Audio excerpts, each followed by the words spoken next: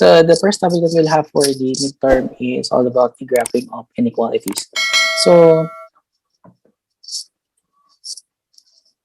in the graphing of inequalities, so the definition that we'll have here is an inequality compares two values showing if one is less than, greater than, or simply not equal or to another value. So we have here the A is not equal to B says that that A is not equal to B. We have also that A is less than to B, then A is greater than to B. So those are the strict inequalities. Then also we have the A is less than or equal to B and A is greater than or equal to B. So we will have the inequality symbol na meron tayo dito. So pakitandaan po to ha. Tapos in this part, meron tayo ditong greater than or equal, greater than or less than. Gagamitin natin in graphing, ang gamit niya is a broken line. So pag ganyan siya or pag ganito, that is a broken line. Now, kapag naman may greater than or less than, itong dalawa na to, you have to use the solid line. Yung pag ganyan, pag ganito, pag ganyan. So solid to, tapos itong isa is a broken line. So yun yung difference no dalawa. Ha? Tandaan, kapag greater than or less than, it's a broken line. Kapag greater than or equal to 2 or less than or equal to 2 or equal to, so you have to use the solid line. Okay, let's have the steps in graphing linear inequalities. So number 1 is find the value of x by letting y is equal to 0. We have to find for the value of y by letting x is equal to 0. Then number 3, we have to plot the value of x and y in the rectangular coordinate plane. Then number 4, connect the 2 points with this restriction. So again, ito yung sinasabi mo kanina, kapag greater than or less than, it's broken line. Kapag greater than or equal to 2 or less than or equal to 2, that is a solid line. Then we have to use the test point 0, 0. Then to shade the graph, you have to follow this restriction, retraction. So if true, based on the test point that we'll have, kapag true, include the origin. Kapag false, do not include the origin. So, nasaan ba si origin? Sa ating rectangular coordinate plane, si origin natin ay naandito sa gitna. That is the 0 and 0. The value of your x and y will be 0 and 0. So, andito po siya sa part na yan. So, kapag true, kasama siya sa pag-graph. Kapag or pag-shade, kapag false, hindi siya kasama sa pag-shade. So, caution with this. Wala pa naman. So, to clearly understand our lesson, let's have first your example. Yan.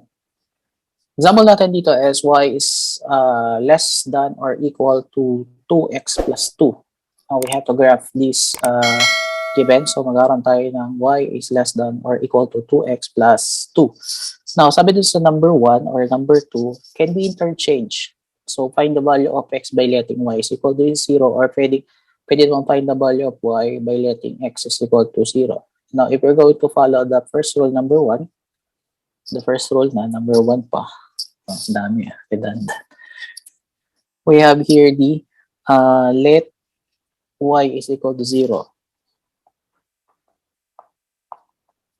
So if we're going to let y is equal to 0, magkakaroon tayo dito na ang y daw natin ay 0. So therefore, we have 0 greater than or equal to 2x plus 2. Transpose natin to dito kasi we're finding for the value of your x. So magkakaroon tayo ng negative 2. Let's make this as equal sign muna. That will be 2x. So divide both sides by 2. So your x is equal to negative 1. Why it's negative 1? Kasi negative 2 divided by positive 2 is negative 1. Or x is equal to negative 1. So, yun yan. Next is to let your x is equal to 0. Ang ano naman natin ngayon, ang 0 naman natin ngayon yung x to find for your y. So, magkakaroon tayo dito ng y less than or equal to 2 times 0 plus 2. So, magkakaroon tayo ng y. Let's make this is equal muna. Cancel to kasi siya ay 0. 2 times 0 ay 0. So, magkakaroon tayo ng positive 2. Bakit siya positive 2? Kasi meron tayong plus 2 na naiwan doon sa given. Next is to plot. Plot natin siya. Yan. Meron tayong x is equal to negative 1. So, yung negative 1 natin, ito yung positive x, positive y, negative y. Yan. Sabi dyan, x is equal to negative 1. So, andito siya. 1 sa part na yan. Kasi ito yung negative 1. Next, y is equal to positive 2. So, siya ay sa taas. So, 1, 2. So, dito yung 1 and 2. That is the y is equal to 2. Now, what line are you going to use? It is broken or solid? So, we have to use the solid line because our sense is equal to, ang sense natin ay less than or equal to 2 or may guhit doon sa ilalim. So, connect lang natin siya. So, kunwari, straight line to ha. Pasensya na, mahirap mag-drawing sa iPad. Yan. Then, the next is you have to use the test point. So, test point 0, 0, TP. 0 and 0. This is our x and this is our y. Let's use the given. So, y less than or equal to 2x plus 2. So, yung y natin ay 0 less than or equal to 2 times 0 plus 2. So, 0 less than or equal to cancel out to. Then, magkakaroon tayo ng 2. So, the question is 0 less than or equal to 2? True or false? Ang 0 daw ba ay mababa sa 2? This is true. So, therefore, our conclusion will be true. Now, balik tayo dun sa isa. Kapag true, kasali si origin. Nasaan si origin? Nandito. Kapag false, hindi siya kasali. Now, saan mapupunta yung graph natin? Papunta ba sa taas o papunta sa baba? Baba po. Sa baba. Okay, papunta siya sa baba. So, our graph, ay wait lang ha. Punta natin ang kulay.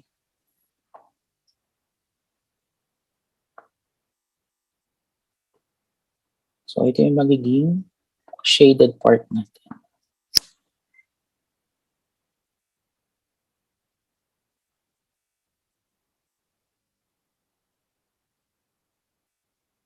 Yan. And that is the graph of the y less than or equal to 2x plus 2. Question? Naintindihan naman? Okay. Magtanong kung hindi naintindihan. Message.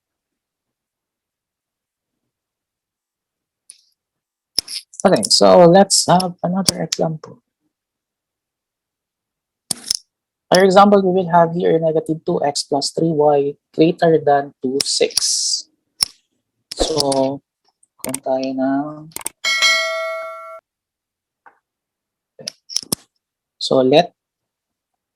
So, it's up to you kung unahin nyo yung let x is equal to 0 or let y is equal to 0 kasi parehas din naman ang makukuha ng sagot nun eh. So, let y muna tayo. Let y is equal to 0. So, karoon tayo ng negative 2x plus 3 times 0 greater than 2, 6. Then, cancel this kasi 3 times 0 ay 0. So, negative 2x is equal to 6. Yung less than, gawin muna natin equal para hindi malito. So, magkakaroon tayo ng negative 2, divide both side by negative 2. So, your x is equal to 6 divided by negative 2. This will be negative 3. Yan. Then, after that, so we have to let x is equal to 0. So, meron tayo ng negative 2 times 0 plus 3y greater than to 6. Cancel out this. So, this will be 3y equal to 6. So, divide both sides by 3. Cancel out. Y is equal to 6 divided by 3i, 2. So, our x is negative 3 and our y is equal to positive 2. Then, i-graph ulit natin siya or plot natin.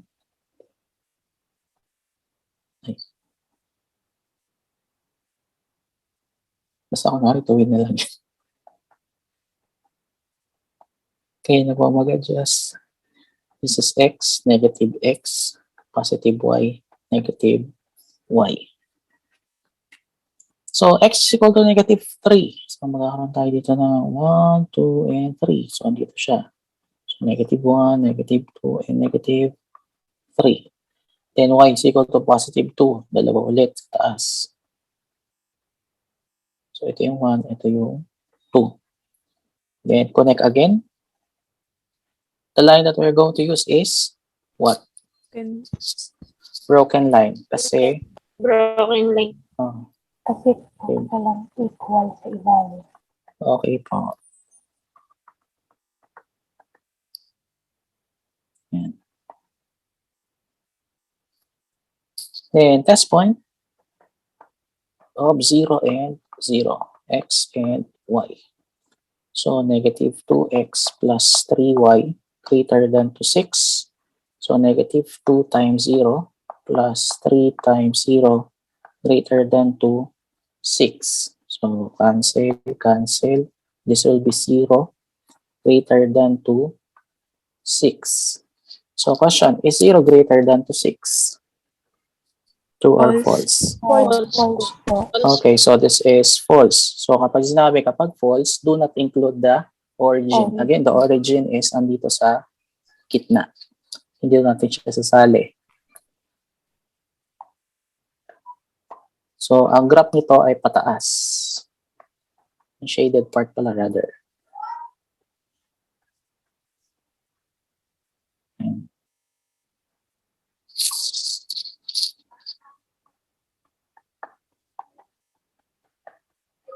Okay, so that is the graph of negative 2x plus 3y greater than to 6.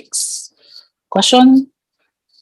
Clarification? So next up is the graphing of the system of linear equation. So sa graphing of the system of linear equation, dalawa na yung given natin. So itong dalawang ating equation is ating ipa-plot sa Cartesian plane as 1.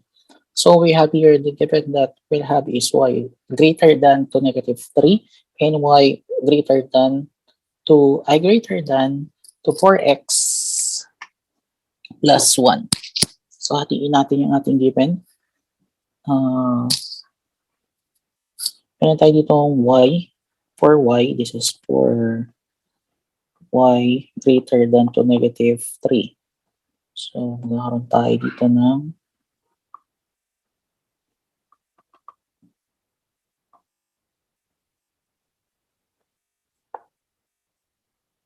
yun. Kakamura ko nga lang.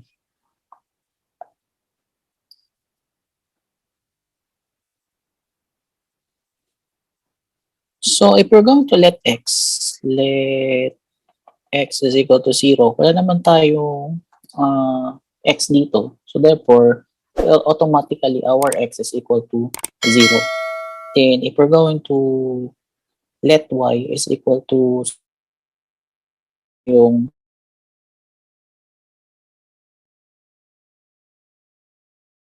automatically, ang y natin dito is equal to let na ilalagay dito sa ating for y greater than to negative 3. The next is for y greater than 4x plus 1. So let x is equal to 0. So magkakaroon tayo ng y greater than to 4 times 0 plus 1. So y equals, cancel out this. This will be 1.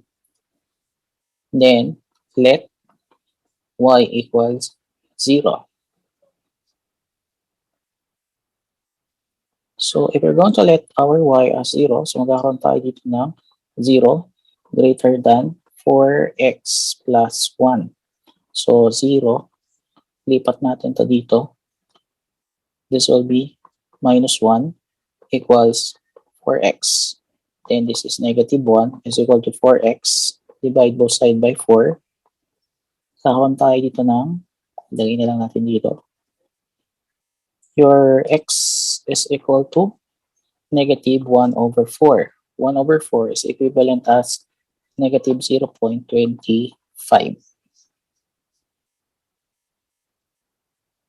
So, ito yung ating x.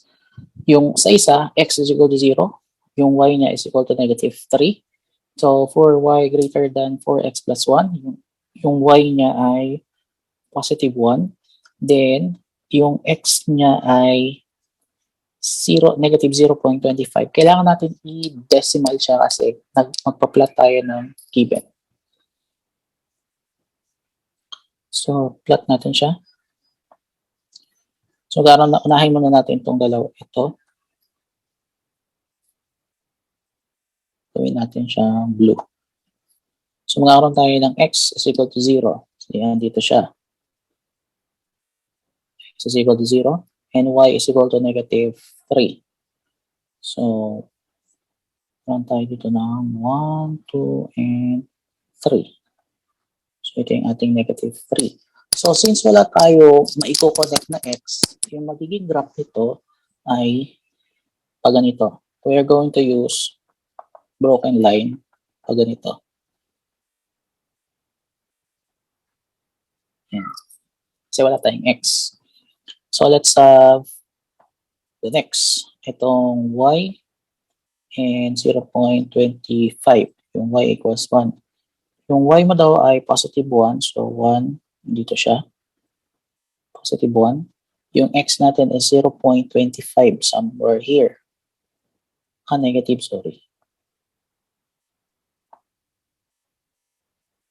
It's negative.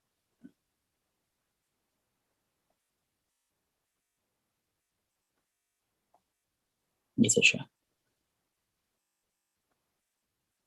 So, we're going to use broken line pa din.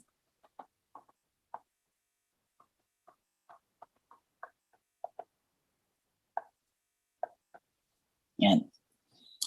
Let's have first the test point for the y. Test point dp 0 and 0 xy. This is y greater than to negative 3. So, since wala tayong x, yung y na lang gamitin natin. So, magkakaroon tayo ng 0 greater than to negative 3. Is 0 greater than to negative 3? True or false? False. True. It is a true. Bakit siya true? Kasi in our number line number, for number line, okay, andito yung 0, plus 1, 2, and 3. So, 1, 2, and 3. Negative 1, negative 2, at saka negative 3. So, yung negative ay nasa kaliwa. Ang negative 3 ay nasa kaliwa, samantalang yung 0 ay nasa gitna. So, mas mataas pa rin si 0 kaysa kay negative 3. Kasi si negative 3 ay nasa kaliwa. Okay? So, that is a true. So, ibig sabihin, ang graph na ang ating shaded part, shade natin itong ating given. Gawin na natin blue. Ay, hindi pala pwede. Ayun. Ayan. Ito na nga lang.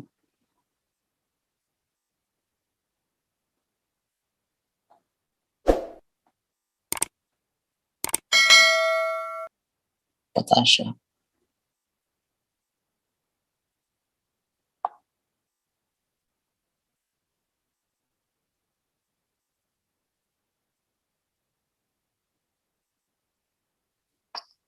Yan.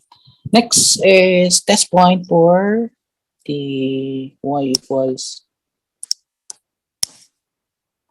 test point 0, 0. This is for y greater than 2 for x plus 1. So magkakaroon tayo dito ng 0 greater than 2, 4 times 0 plus 1. So cancel out. So 0 greater than 2, 1. Is 0 greater than 2, 1? True or false? False So this po. is false. False po. Okay, so that is a false. So gamitin natin yung color red. So kung false siya, hindi kasama si origin. So ito yung shaded part niya.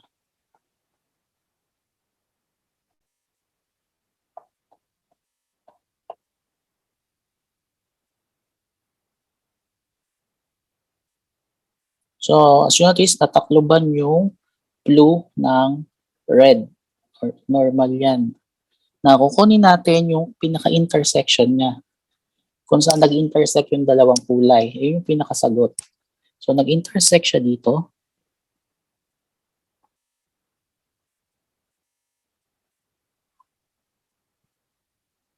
Ito yung part na nag-intersect siya. Tapos yun yung kukulayan natin ng panibago.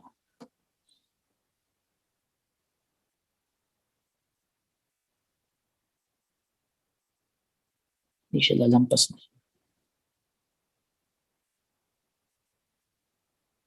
Ayan. So, yun yung pinaka-graph ng y greater than to negative 3 and y. Ayan yung solution rather ng y greater than to negative 3 and y greater than to 4x plus 1. So, yun po yan. Okay? Question, clarification? Sir, Yes. may tanong po ako. Ano po? Sir, bakit po, hindi ko po nag-gets kung bakit po yun po yung pinakahuling sinudan. Hindi po yung sa baba. Ha? Ito Hindi po, yung sir, sa... Alin? yung po Alin cool? may purple po. Nagsusolve? Yung pinakahuli po, sir, Yung purple daw pong color, but di daw po Ay, nasama yung color red. Na Hindi na kasama yung color red kasi, hindi. alin? Opo, yun po, sir. Teka lang, kuhitan ko ha. Itong part na to, Opo. hindi siya nakasama. Kasi, yung blue natin kanina, yung blue natin dito ay hanggang dito lang. Yan lang. Di ba? May blue tayo kanina dito. Yung y equals to negative 3. Tapos yung red ay lumampas siya dun sa blue. Dito. Ang kukunin lang natin is kung saan sila nag-overlap ng kulay. Hindi naman nag-overlap ng kulay dito sa part na to eh. Red lang talaga siya. Walang color blue dyan. Kaya hindi siya kasali. Gets na po? Opo. Thank you po, sir. Okay po. Yan po. Okay, so let's have another example. So another example, we will have here x plus y less than or equal to 2. Wait lang mga bal.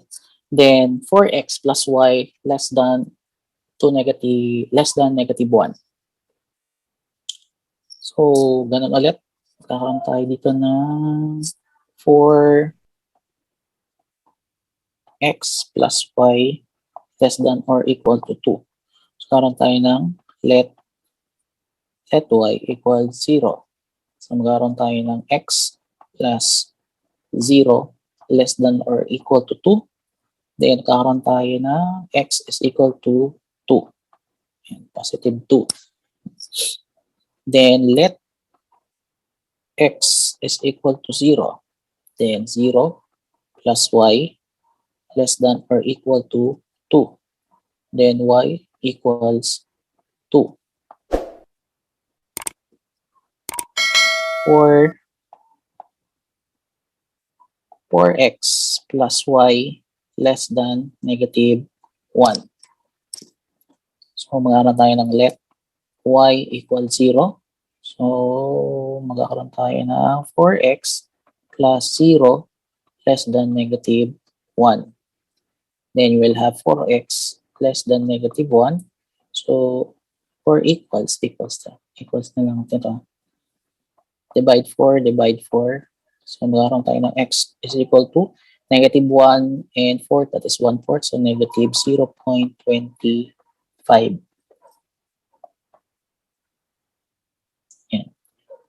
The next is let x is equal to 0. So 4 times 0 plus y less than negative 1. So cancel out. So y equals negative 1. Yan. Okay? Si Jairus na yun. So for your x plus y less than 2, your y, if we're going to let your y equal to 0, magkakaroon tayo ng x is equal to negative 2. Kung ilalet naman natin yung x natin as 0, magkakaroon tayo ng y is equal to positive 2. For x plus y less than negative 1, kapag nag-let tayo ng y equals 0, your x will be negative 0.25. Kapag nag-let naman tayo ng x is equal to 0, your y will be negative 1. Okay? So, graph na natin siya. Yan. It's up to you kung gaano kalaki yung pag mag-graph kayo, kung gaano kalaki yung partition plane nyo. Basta makakover lang yung ating mga points na given. So, nakalagay dito, we have x, ito muna tayo. X is equal to positive 2. So, positive. So, 1, 2. 1, 2. Ito siya. Then, y equals positive 2, rather. So, 1, 2. Dito rin siya. So, ito yung 1 and 2. So, what line are we going to use? Solid or broken? Solid. We have to use the solid line. Okay. Let's use this. Red na nga lang.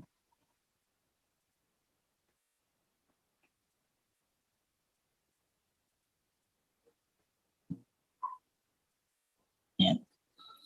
Dito naman tayo pumunta sa kabila. Let's make this as blue. So, sabi dito, x is equal to negative 0.95. So, somewhere here. Yan. Dito. Then, y is equal to negative 1. Dito naman siya. This is negative 1. Kukonek natin yung points niya. Is this broken or solid? Broken. Broken po. Okay, broken. Para siyang parallel line. Yan. Yung nabuo natin. Let's use the test point muna. Test point for the x plus y. Ano na x plus y less than or equal to 2. So this will be 0 plus 0 less than to 2. Then kakaroon tayo ng 0 less than or equal to 2. True or false? True. True po. True po. Okay, so this is true. Now, kung ating i-shade, siya daw ay true. So, ibig sabihin, kasama tong origin. So, pababa siya. Itong part na yan. Masakop niya yung blue.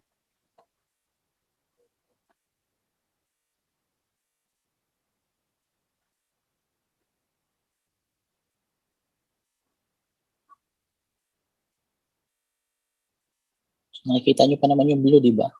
Nandiyan pa rin siya. Next, let's the test point for the blue. So, magkakaroon tayo ng 0 and 0. So, this will be 4x plus y less than negative 1. So, this is 4 times 0 plus 0 less than negative 1. 0. So, 0. Ito na natin lagay.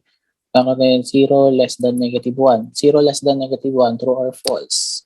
False po. False. False. Okay.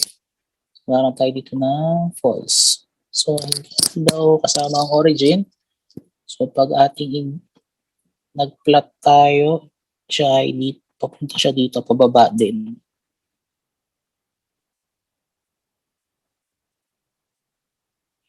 Tapos natin ng konti para makita natin yung blue.